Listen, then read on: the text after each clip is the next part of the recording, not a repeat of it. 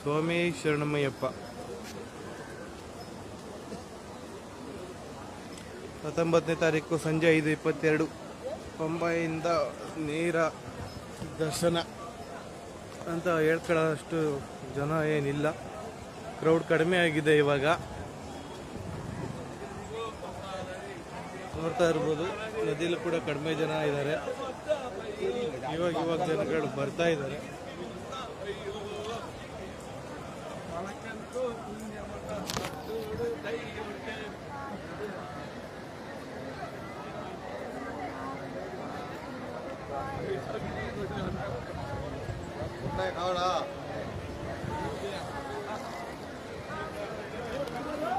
ಸ್ವಾಮಿ ಶರಣಮಯ್ಯಪ್ಪ ಸಂಜೆ 5:15 19ನೇ ತಾರೀಕು ಈ ಥರ ಇದೆ ಪಂಬ. ನೆನ್ನೆ ಎಲ್ಲ ತುಂಬ ರಶ್ ಅಂತ ಹೇಳ್ತಾ ಇದ್ರು. ಸದ್ಯದ ಮಟ್ಟಿಗೆ ಯಾವುದೇ ಥರ ರಶ್ ಏನಿಲ್ಲ, ಆರಾಮಾಗಿ ಫ್ರೀ ಆಗಿದೆ. ಇದು ನಾರ್ಮಲ್ ಕ್ರೌಡ್ ಅಂತ ಹೇಳ್ಬೋದು ಇವತ್ತಿನ ದಿನ ಇರೋದು.